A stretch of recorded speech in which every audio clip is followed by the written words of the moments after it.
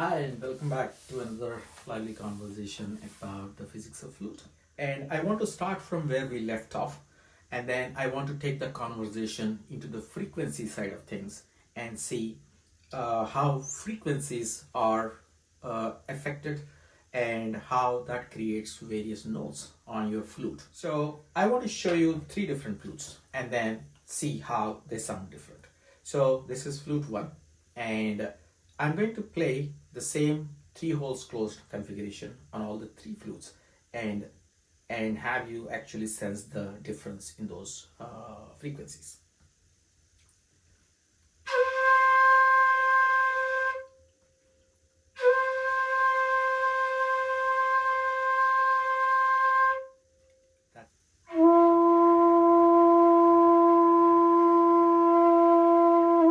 Number 3.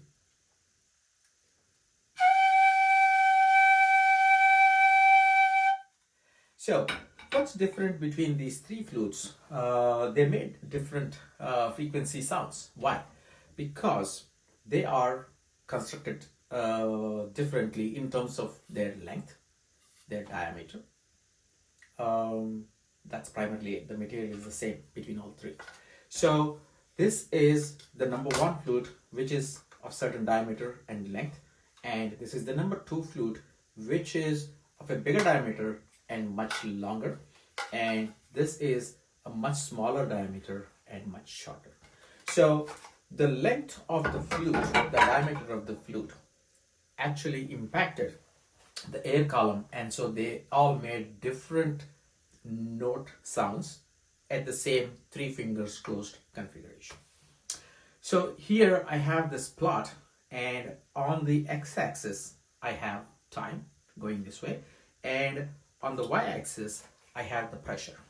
So if we were to put a probe in this flute, let's say we put a pressure probe in this flute and we take measurements of the pressure inside. As I'm blowing this, I'm not changing anything, just blowing this. Okay, I did that for 3 seconds, let's say. Then for those 3 seconds, if we take the measurement of pressure inside that tube, then we might get some points like this. So that's our point 1, and then after some time, point 2, after some more time, point 3, 4, 5, 6, and at some point, what's going to happen is the pressure is going to come back to the neutral pressure. So here's the baseline you have. The baseline that you have is the atmospheric pressure, because there is the atmospheric pressure around us, and that's your baseline. And when you start blowing, the pressure is increasing in the tube, and so for those 3 seconds when I blew into it, then as you take the values, the pressure value on the y-axis keeps going up, and the time on x-axis is moving forward because we are taking measurements in time at different points in time. So you got these points, and when it reaches this peak point, the pressure reaches the peak point, that's when the back pressure starts building, and that's when the pressure starts dropping because more air is escaping out of the blowing hole. The edge is doing that, and then more air is escaping, so the pressure inside the tube keeps dropping, and it dropped further to a point where it's neutral. That is, there is no more pressure at all, and then you're continuing to blow, and all of this happening within those 3 seconds that I demonstrated, right? You're continuing to blow. So because you're continuing to blow, now the pressure builds up again, right? And again it's moving forward in time, and the pressure is up again, and then it drops again. So if I were to draw a curve, it would look like that, right?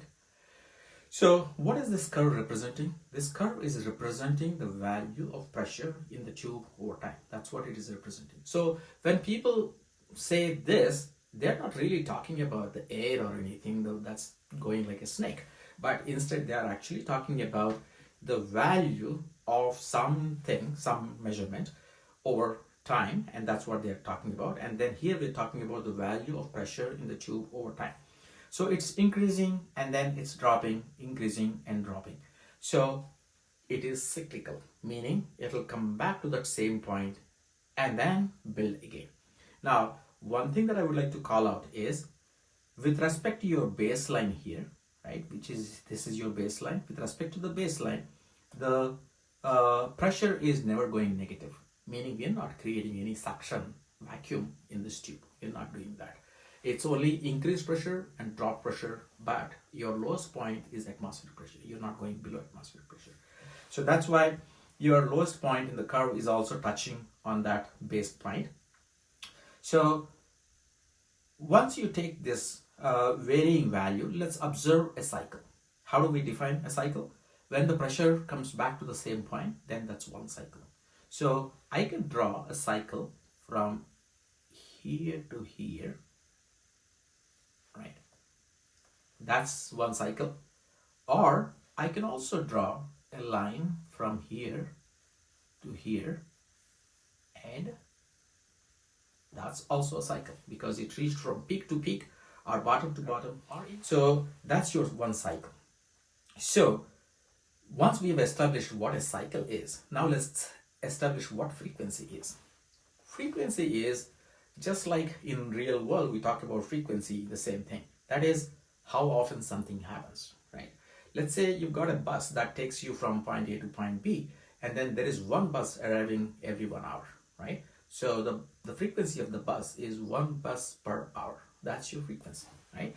And if 4 buses come and pick you up from the same point in 1 hour, then it's 4 buses per 1 hour. That's your frequency. So it's number of cycles, number of some events per unit time. That's how you measure frequency. So in this case, what are we measuring? How many times is the pressure coming from the same peak point to the same peak point within 1 second? Okay, that's what we are measuring here, and that's what is your frequency is, right? So your the value that you actually see on your x-axis is time, and the inverse of that is actually the frequency. That is how many times the cycles happen within 1 unit. So you have to take what I've shown here is really not the frequency. So that is really the time, right? So this is the time that it takes for 1 cycle, but that's not your frequency. Your frequency is per 1 unit of time, which is 1 second, how many cycles. So though we are talking about this in these terms as if this is a very slow process, this is actually a very fast, very quick process. So the frequency is in terms of hundreds per second. So your frequency is going to be like 300, 400, 440, 563, something like that. Those many cycles per second, that's your frequency, and that's called Hertz, right? So now we've established what frequency is. So when we played this flute, the air column in this flute is vibrating at certain frequency, right? And that frequency is what is establishing the note that you are playing. Okay, so then we might ask the question, so why is the frequency different in this flute versus in that flute? Why is this sounding so bass and this is sounding not so bass and this is sounding shrill? That's because of the construction of this flute. Each flute is constructed differently. They have different diameters and different lengths.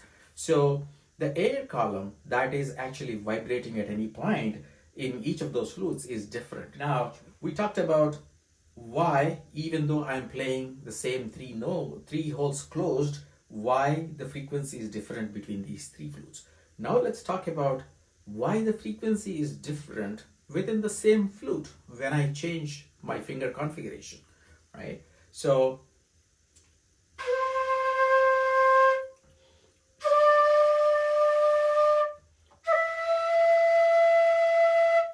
what's happening? These three are three different frequencies, right? What changed? I'm still blowing the same way, but what changed?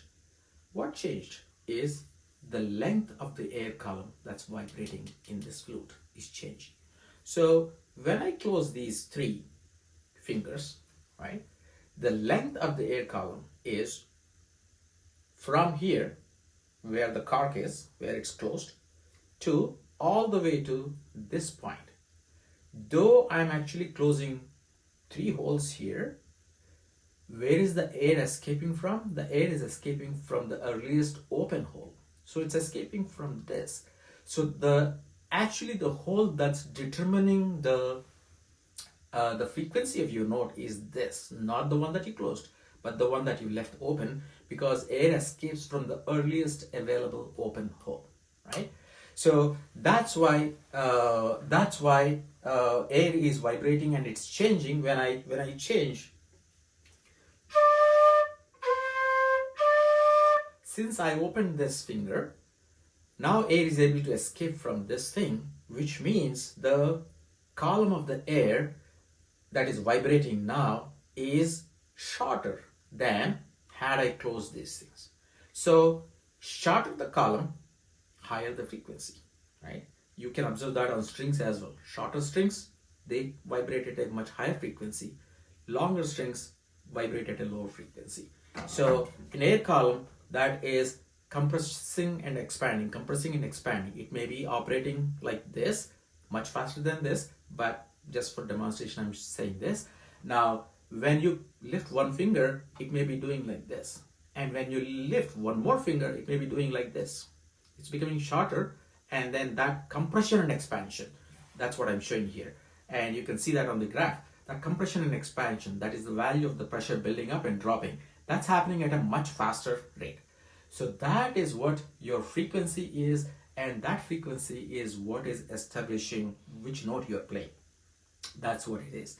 Then we might ask the question, if the note is determined by the frequency, then why is one instrument sounding different from another instrument? Why should a piano sound different from a flute if they're all creating the same frequency? Now for that, what we need to understand is, though we are talking about these waves as if they are simple waves, they're not simple waves, they are complex waves, which means there are many more waves that are forming in your instrument at that point, and they're all related, right? And they're all related to your fundamental frequency that you're playing. And what other frequencies, they are called overtones, and what other frequencies form in a flute versus a piano are very different. And that's what creates the characteristic tone of that specific instrument, and that's called timbre. And that's what gives the timbre of your instrument.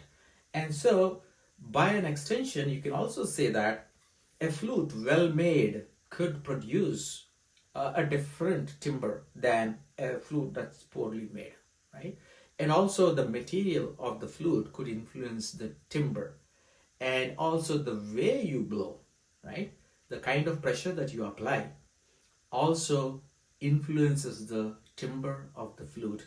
That's where we practice, and we come to a point where the flute is sounding at its optimal level and sounding the best quality that it could produce naturally, right? That's what the timbre aspect of the flute is. Here is the frequency chart.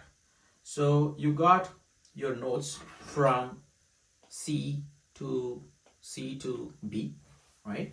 And then on the top you have these different octave levels, and at the most we can talk about 8 octaves, right? So you have got your 8 octaves numbered on the top from here to here. So you got your 12 notes, and the frequencies of all of these things are listed here. Now what I'm going to do is I'm going to just take this middle one, the 4th octave, and paste those values here against the notes so that we can just narrow down to 1 octave and see how these are related. So that's the 12 notes that you have, and those are the frequencies that you have. Now, why these frequencies? That's because we have to have a convention, we have to have a standard that we agree so that we all can play in concert. And so that's why we have an established standard. So when people talk about the standards, they talk about your A being 440. 440 what? 440 cycles per second. 440 cycles per second or 440 hertz of A in the fourth octave is the global universal standard. And all instruments, all voices are tuned against that standard. Just so you have clarity on what we are talking about, let me say this. I am playing C in this thing, and I believe this is a middle, like in the fourth octave. And assuming that that is correct, when I play C here, what is the frequency of the note? It is 261.63 Hertz. That's the frequency. So let me play the D. What's the frequency? It is 293.66 Hertz. That is the frequency. And if I play an E, it'll be 329.63 Hertz. So now if you take tuning apps and then you play in front of them, then you would notice that the tuning app shows you the frequency, and then it'll show you a little variation, a little band of variation of your frequency. And you may not be perfect, you may not be pitch perfect, you may not be playing, when you're playing C, you may not be playing 261.63 Hertz, but you may be playing 261.5, maybe 261.2, or maybe 261.7, and you may be varying a little bit, right? And that's where, as you play more, as you practice more, then you get that pitch perfect tuning. And you'll also tune your mind to understand what that C is, as if you have swallowed one of those pitch pipes. That is, when you hear that C, you know that is, yeah, that's C and this is E. You'll be able to tell the difference. So one thing that you know is that, like the great Pandit said, flute cannot be tuned. There is no tuning mechanism for this. Your manufacturer, your artisan manufacturer of this flute, they decide the dimension, the diameter of it, the length of it, and where the cork should be positioned, and the diameter of these holes, each of these holes, and where they should be positioned. And they craft it very carefully, hole by hole, and tuning as they go through the process. And they tune it to your A4 being 440 Hertz. That's what they tune it to. Okay, so they've already done it, and so there's nothing, there's no knob, there is no key, or there is no string that you can tighten to tune this. So like the great Pandit said, you cannot tune this, but you need to tune the person playing the flute to the instrument, as opposed to tuning the instrument to the person, right? So in flute, you've got a little bit of a latitude, right? That is, you can vary the frequency by the way you hold, the way you play. That's what you can do. And that's why the frequency that this flute produces for me might be different from the frequency this flute produces for you, right? That is, it depends on how you hold it and how you play it. And sometimes your manufacturer might look at the way you do things, and they might customize it for you, specific for you, so that you get to the perfect pitch as much as possible. Still, what's in your control is